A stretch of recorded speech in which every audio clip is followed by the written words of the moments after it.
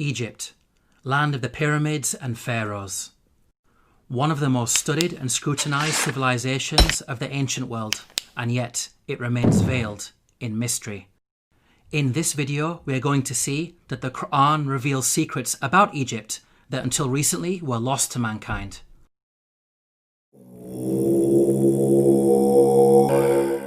Pharaoh was a tyrant in Egypt, enslaving and persecuting the children of Israel. The Qur'an states the following about the death of Pharaoh and his supporters. فَمَا بَكَتْ عَلَيْهِمُ السَّمَاءُ وَالْأَرْضُ وَمَا كَانُوا مُنظَرِينَ. Note the words, heaven and earth wept not for them.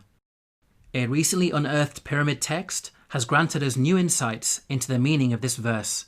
The pyramid text reads, "The sky weeps for you, the earth weeps for you, when you ascend to heaven as a star."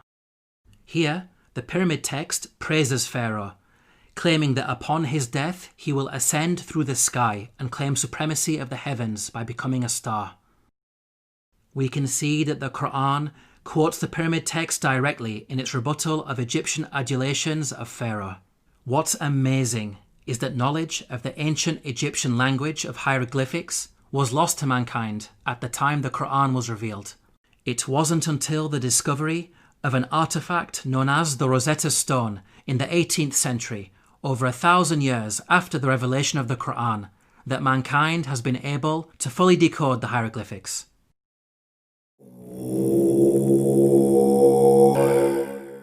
When you hear the word Pharaoh, what comes into your mind? Most people think of the supreme ruler of Egypt. This is correct, but the word did not always refer to the supreme ruler. Ancient Egyptian history is divided into different periods. The word Pharaoh, Egyptian Perah, had different meanings depending on the period of Egyptian history. Historically, the word Pharaoh only started being used as a title for the supreme ruler much later in Egyptian history, during the New Kingdom period. Before this, the word meant great house and was used to refer to the royal palace. The Encyclopedia Britannica states, Pharaoh, originally the royal palace in ancient Egypt. The word came to be used for the Egyptian king under the New Kingdom. Let's now analyze the Qur'an's accounts about Egypt in light of these historical facts. Like the Bible, the Qur'an discusses the prophets Joseph and Moses, who both spent time in Egypt. Joseph is dated by scholars to either the Middle Kingdom or Second Intermediate period, well before Pharaoh meant ruler. In the story of Joseph, the Qur'an repeatedly uses the word king to refer to the ruler of Egypt. He is never once called Pharaoh. Moses is dated by scholars to the New Kingdom period. In the story of Moses, the Qur'an repeatedly calls the ruler Pharaoh. He is never called king. We can see that the Qur'an is accurate in its use of language when it comes to describing the leader of Egypt at different periods in its history. How could the author of the Qur'an have known this? The only source of information about ancient Egypt that would have been readily available are the Bible-based stories. To claim that the Qur'an copied from the Bible is problematic because the Bible uses the word Pharaoh to refer to the Egyptian ruler in the story of Joseph, which is historically inaccurate. The Qur'an cannot have copied from the Bible because the Qur'an corrects the Bible.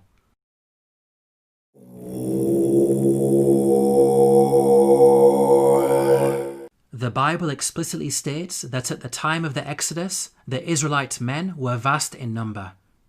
The Israelites journeyed from Ramesses to Sukkoth. There were about 600,000 men on foot, besides women and children. If we factor in the women and children, then the total number of Israelites would realistically be in the millions. This claim of a vast nation is problematic in light of other information that the Bible provides. Firstly, Pharaoh is said to have appointed 2 midwives to deliver and murder Israelite babies. The king of Egypt said to the Hebrew midwives, whose names were Shiphrah and Puah, "When you are helping the Hebrew women during childbirth on the delivery stool, if you see that the baby is a boy, kill him." 2 midwives would only be sufficient for such a task if the Israelites were small in number and giving birth to a manageable number of babies. 2 midwives would not be sufficient for a vast nation of millions. Secondly, the Bible tells us that after the Exodus, God informed Israel that they would not be granted the land of their enemies straight away. But I will not drive them out in a single year, because the land would become desolate and the wild animals too numerous for you. Little by little, I will drive them out before you, until you have increased enough to take possession of the land. Note the reason for the Israelites being denied immediate possession of the land. It is said that wild animals will overpower them. Such a statement only makes sense if the Israelites were small in number and not a vast nation of millions, as the Bible claims. By contrast, the Qur'an states that the Israelites were only a small band at the time of Moses. فأرسل فرعون في المدائن حاشرين إن هؤلاء لشرذمة قليلون. We can see that the Qur'an fixes the contradictions that are present in the biblical narrative.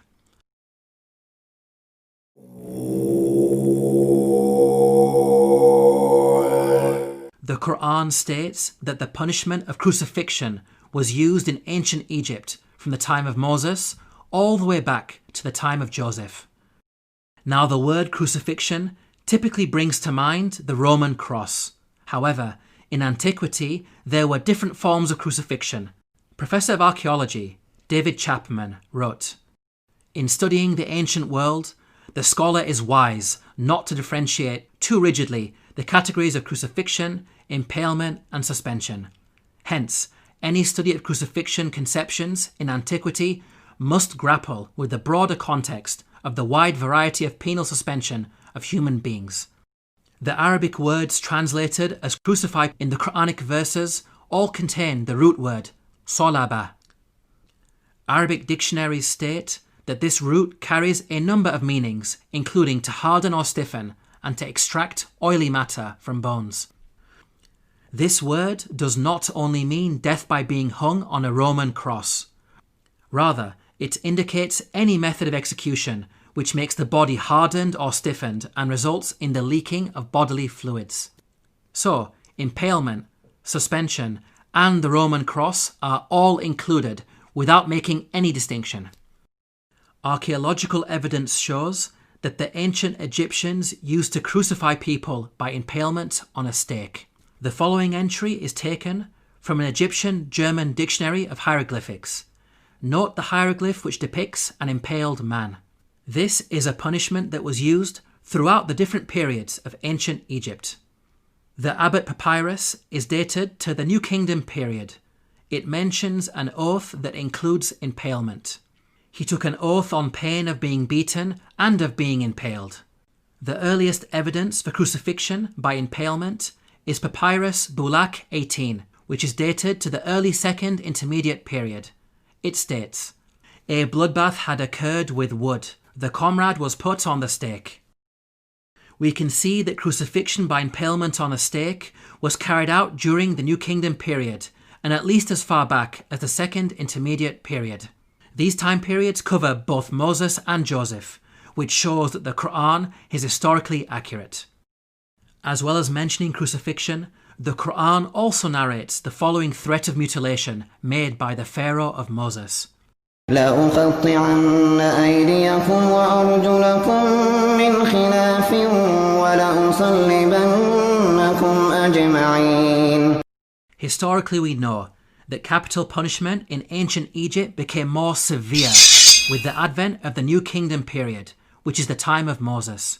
In fact, the specific punishment of mutilation is primarily associated with the New Kingdom period. For example, the Turin Judicial Papyrus records, persons to whom was done punishment by severing their nose and ears on account of them ignoring the good instruction said to them.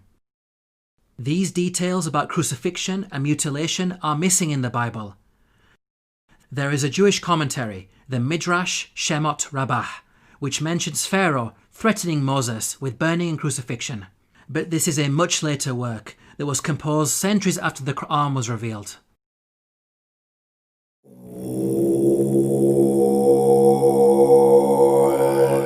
Neither the Bible nor Qur'an identifies the Pharaoh of Moses by name. We can use the details provided in the scriptures to try to identify the Pharaoh. Both scriptures speak of the Israelites being taken into slavery before the birth of Moses. The use of Semites for slave labour occurred only during the New Kingdom period.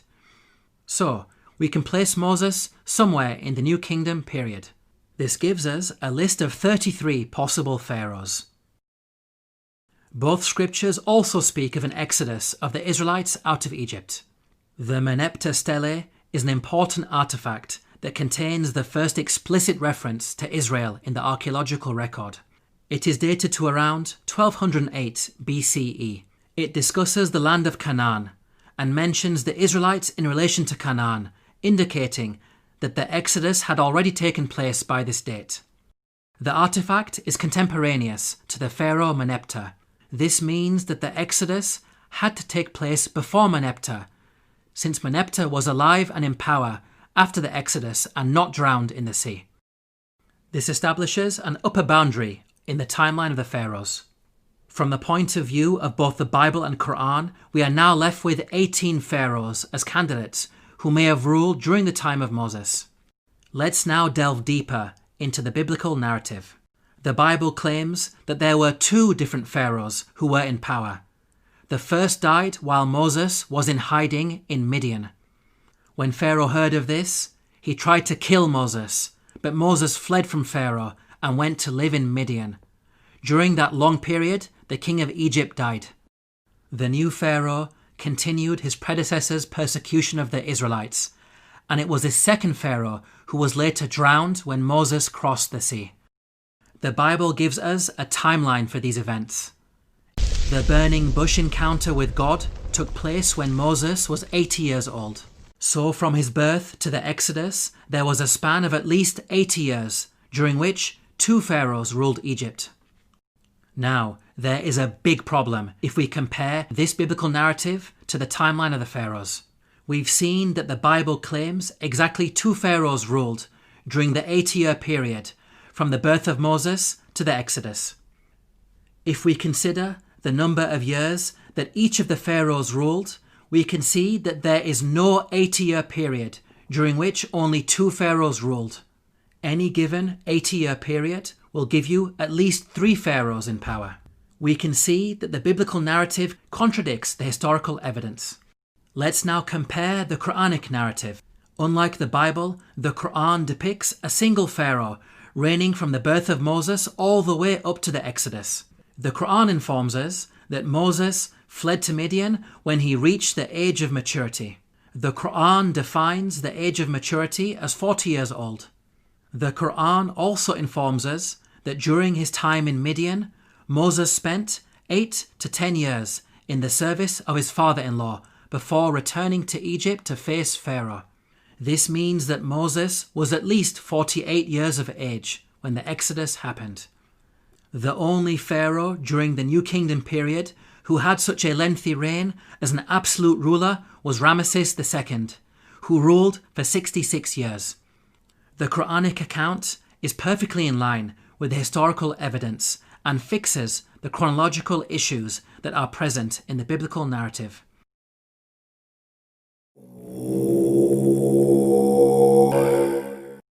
Let's now compare the life and religion of Ramesses II to the claims that the Qur'an makes about the Pharaoh of Moses. وَإِنَّ فِرْعَوْنَ لَعَالٍ فِي الْأَرْضِ وَإِنَّهُ لَمِنَ الْمُسْرِفِينَ. This claim that the Pharaoh of Moses was extravagant has been proven by archaeological discoveries, which show that Ramesses II was the grandest of the pharaohs. The archaeologist Peter Clayton wrote, "His genuine building achievements are on a Herculean scale." The archaeologist Eric Uphill wrote, "The palace of Ramesses was probably the vastest and most costly royal residence ever erected by the hand of man."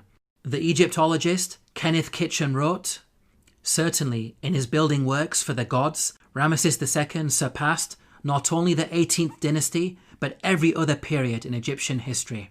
With regards to the religion of the Pharaoh of Moses, the Qur'an makes the following claim. فحشر فنادى فقال أنا ربكم الأعلى. The Qur'an states that the Pharaoh of Moses was arrogant, exalting himself to the position of God. Modern archaeological discoveries have proven this to be true. Ramesses II built the great temple at Abu Simbel to honour himself. Its entrance is flanked by 4 colossal statues of Ramesses II, which dwarf the statue of Ra-Horakhti, god of the horizon, located above it.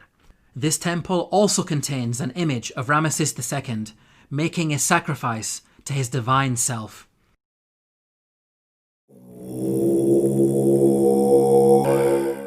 The Qur'an makes the following claim about the Pharaoh of Moses, who God drowned in the sea. فاليوم ننجيك ببدنك لتكون لمن خلفك آية. We can see that the Qur'an explicitly states that the Pharaoh's body will be preserved as a sign for future generations. Note that the Qur'an never makes such a statement about any of the other destroyed nations that it discusses, typically stating that their abandoned buildings and ruins have been made signs for later generations. This claim about a body being preserved is unique to the Pharaoh of Moses. The body of Ramesses II was discovered by archaeologists in the year 1881 CE. The mummy has been on display in the Cairo Museum, and over the last century, it has been seen by millions of tourists from all over the world. In the following documentary, Sir Tony Robinson states that Ramesses II is one of the few pharaohs whose body has survived largely intact. Just across the river from Luxor lies the famous Valley of the Kings, where Ramesses himself was buried. His mummy was discovered in 1881.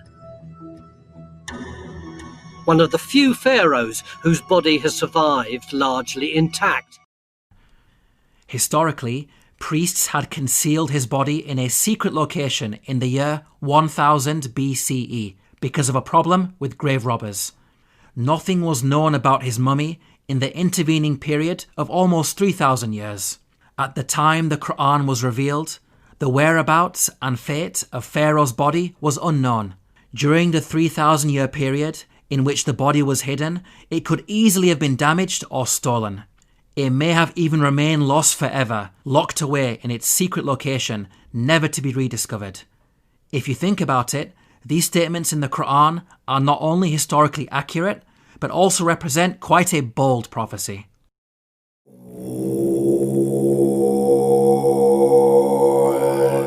The Bible informs us about a series of plagues that God brought upon Egypt.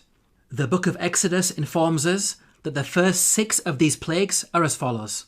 First, the Nile was turned into blood. Second, masses of frogs. Third, swarms of mosquitoes. Fourth, swarms of flies. Fifth, the death of livestock.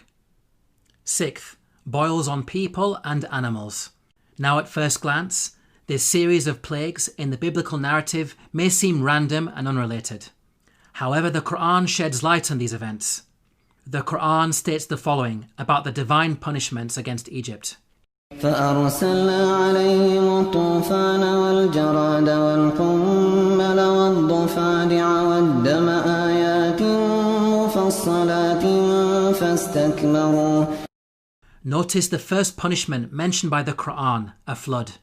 This is an important detail that is not found in the Bible. This punishment of a flood actually explains the 6 seemingly random and unrelated plagues in the biblical narrative. A flood would result in high concentrations of red earth entering the Nile River and causing a blood-like colour, killing fish and making the water undrinkable, as described in the biblical narrative. This phenomenon is attested to historically, as recorded by a Middle Kingdom Egyptian sage. See, the river is blood. One shrinks from other people and thirsts for water. The rest of the biblical plagues are also easily explained as a consequence of the flood. Frogs, mentioned in plague number 2, are known to fill the land after Nile floods. The death of the frogs recorded in the biblical narrative can be caused by contamination of anthrax that was carried over from the rotting fish. Mosquitoes, mentioned in plague number 3, proliferate after Nile floods, as the pools of water left over from the flooding would have allowed them to overbreed. Swarms of flies, mentioned in plague number 4, will be brought about by the massive death of frogs on the land. The death of pasturing livestock, mentioned in plague number 5, can be explained by anthrax, as brought on the land by the frogs. The boils on humans and cattle, mentioned in plague number 6, may have been caused by bites. The stable fly in particular is infamous for its vicious biting of mammals.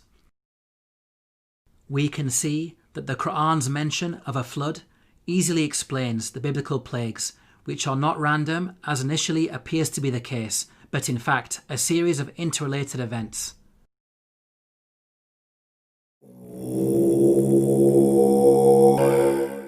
The Qur'an mentions the following incident about Joseph while he was in Egypt. وشروه بثمن بخس دراهم معدودة وكانوا فيه من الزاهدين. Here the Qur'an states that Joseph was sold for a paltry price. The Arabic phrase used is darahima ma'dudatin, which contains the words dirham and ma'dud. Dirham means a unit of silver coinage or weight. Ma'dud means countable or limited in number. So the Qur'an is making the claim that Joseph was sold for a small amount of countable silver. There is plenty of historical evidence that standardized units of silver were used in transactions in ancient Egypt. Small pieces of silver, known as shati, were used in trade. The tomb of Nyankhnum and Khnumhotep is dated to the Old Kingdom period. It contains a scene of a busy open-air market with goods for sale.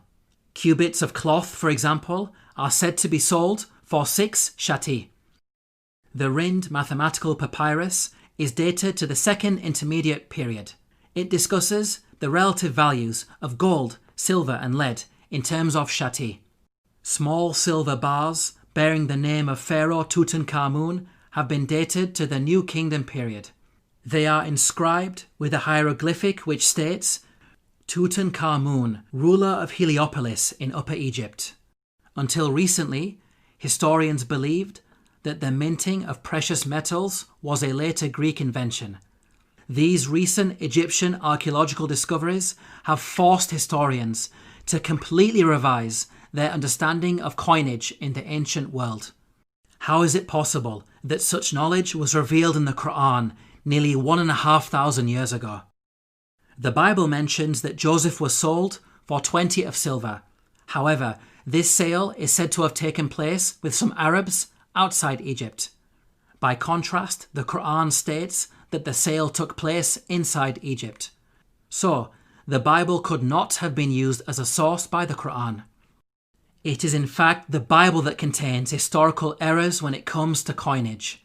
For example, the Bible makes the claim that a gold coin known as the darik was used at the time of King David.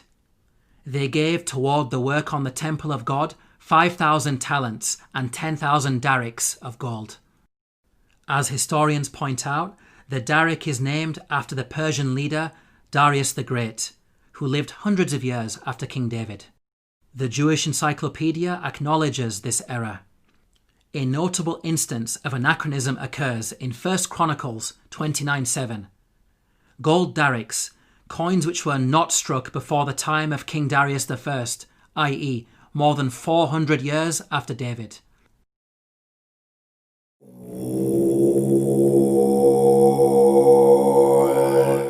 The Qur'an narrates the following conversation between the Pharaoh of Moses and an individual referred to as Haman. وقال فرعون يا هامان ابن لي صرحا لعلي أبلغ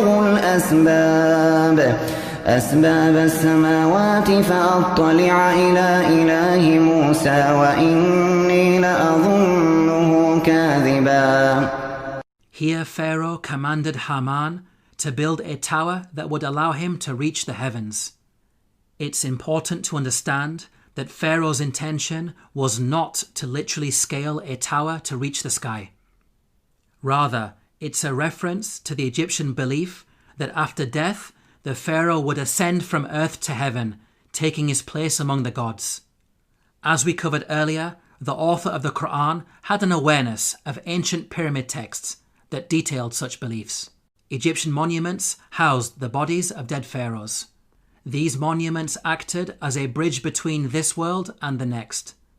They were filled with religious writings that served as instructions to help the dead pharaoh ascend to the heavens. Hence, the person in charge of constructing such a monument for Pharaoh would not only need to be skilled in architecture, but also highly knowledgeable in religion, a builder-priest of sorts. Let's now turn to history to see if we can identify an individual known as Haman, who was both a builder and a priest. Earlier we concluded that Ramesses II was the pharaoh at the time of Moses, so we will focus on this time period.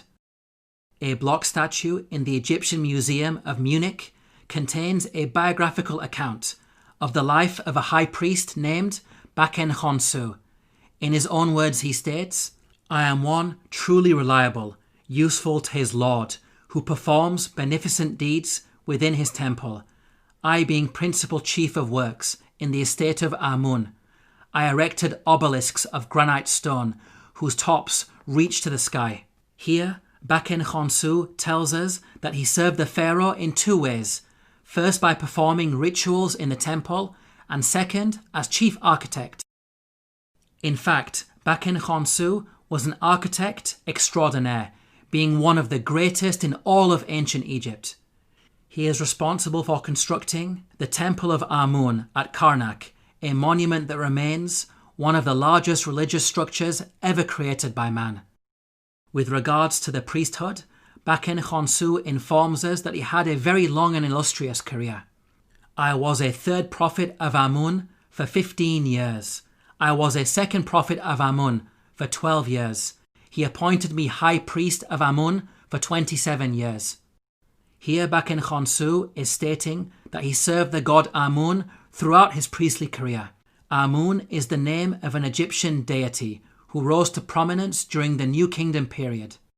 By the time Baken-Khonsu died, he had been a priest for many decades, having served Ramesses II as high priest throughout his reign.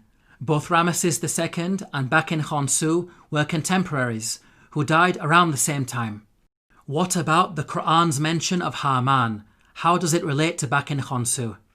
Baken-Khonsu referred to himself by the title High Priest of Amun.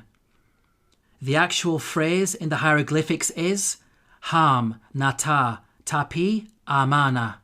The word Ham literally means servant, and Amana is how you articulate the name of the god Amun in Egyptian. Baken-Khonsu was Ham Amana, meaning servant of Amun. The Qur'an's mention of Haman may be simply an Arabized version of the Egyptian Ham Amana. Let's now summarize the main points about Baken-Khonsu. He was a senior-ranking figure under Pharaoh Ramesses II, acting as both high priest and chief architect. He served in the temple of the god Amun and thus had the title Ham Amana. It is clear that all of the historical evidence fits perfectly with the Quranic narrative. Now it's important to point out that the Bible also mentions a Haman, but the resemblance is only in name. The biblical Haman served under a Persian king and bears no relation to the Quranic Haman of Egypt. Yet again, these are details that are completely missing in the biblical narrative. In this video, we have seen that the Qur'an has a remarkable insight into many facets of ancient Egypt, revealing long-lost knowledge while also correcting the Bible. Claims that the author of the Qur'an copied from the Bible are clearly rubbished in light of such facts. The Qur'an boldly declares its origins. تنزيل الكتاب لا ريب فيه من رب العالمين.